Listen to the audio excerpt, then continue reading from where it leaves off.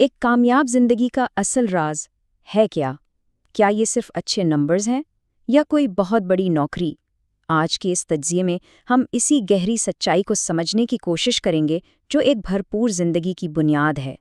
تو آئیے اس سفر کا آغاز کرتے ہیں۔ یہ بات بڑی گہری ہے۔ زندگی صرف دن گننے کا نام نہیں، بلکہ اسے سمجھ کر ایک مقصد کے ساتھ گزارنے کا نام ہے۔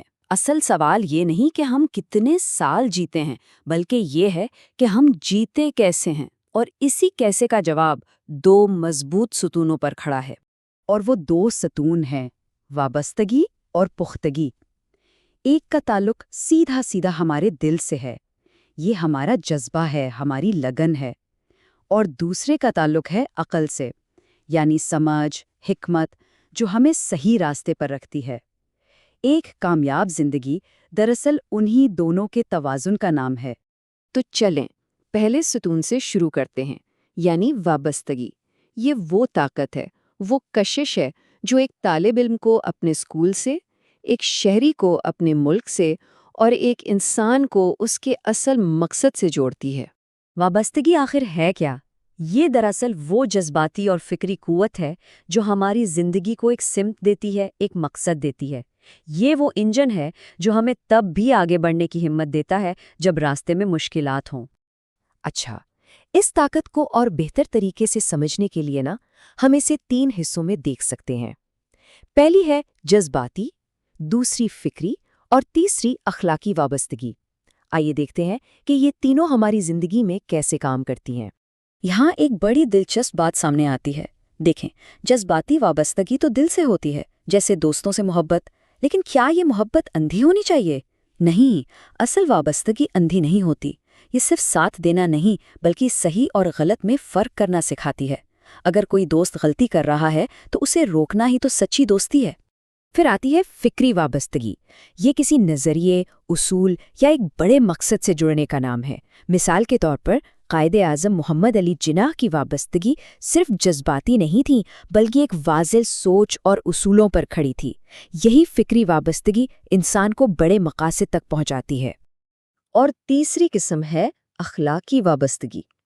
یہ سچائی، ایمانداری اور احترام جیسے اصولوں سے جڑنا ہے، جیسے امتحان میں نقل نہ کرنا، اپنے اساتذہ کی عزت کرنا اور اپنے ساتھیوں سے اچھا سلوک کرنا۔ یہ سب اسی کی مثالیں ہیں۔ تو وابستگی کی گاڑی تو ہمارے پاس آ گئی، لیکن اسے چلائے گا کون؟ یہاں آتا ہے ہمارا دوسرا ستون، پختگی۔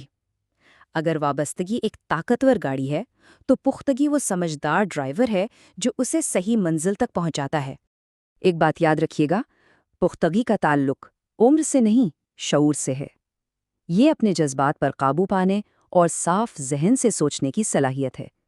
ایک نوجوان بھی پختہ ہو سکتا ہے اور کوئی بزرگ بھی ناپختہ رہ سکتا ہے۔ اور بالکل وابستگی کی طرح پختگی کی بھی 3 اہم قسمیں ہیں: جذباتی، فکری اور سماجی۔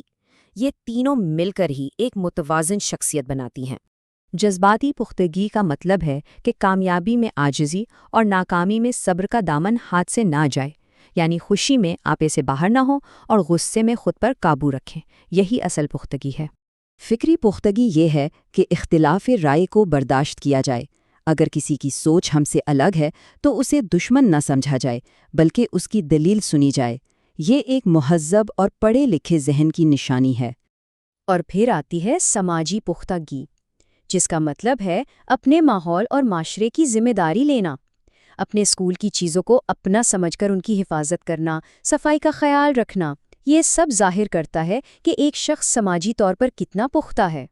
تو ہم نے وابستگی اور پختگی دونوں کو الگ الگ تو سمجھ لیا، لیکن سب سے اہم سوال یہ ہے کہ ان کا ساتھ ہونا اتنا ضروری کیوں ہے؟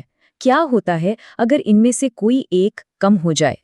ذرا سوچیں، اگر وابستگی تو ہو لیکن پختگی نہ ہو تو انسان ضد، جذباتیت اور اندھی تقلید کا شکار ہو جاتا ہے۔ اور دوسری طرف اگر پختگی تو بہت ہو مگر کوئی وابستگی، کوئی جذبہ ہی نہ ہو تو زندگی بے رنگ، سرد اور بے حس ہو کر رہ جاتی ہے۔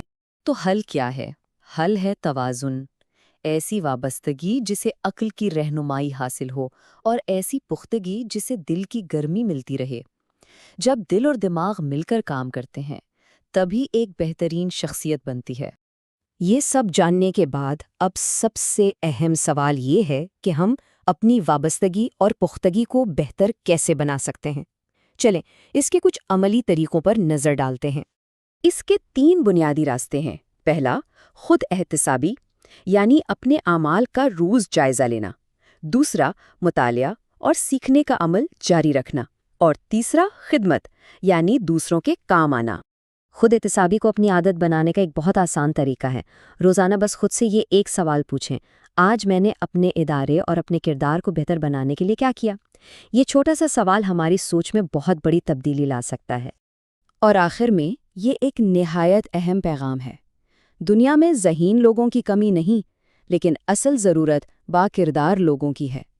کوشش یہ ہونی چاہیے کہ ہماری پہچان صرف ہماری ڈگریاں نہ ہوں، بلکہ ہمارا کردار ہو۔ تو یہ تجزیہ اس سوال پر ختم ہوتا ہے، دنیا کو ہماری ذہانت کی زیادہ ضرورت ہے یا ہمارے کردار کی؟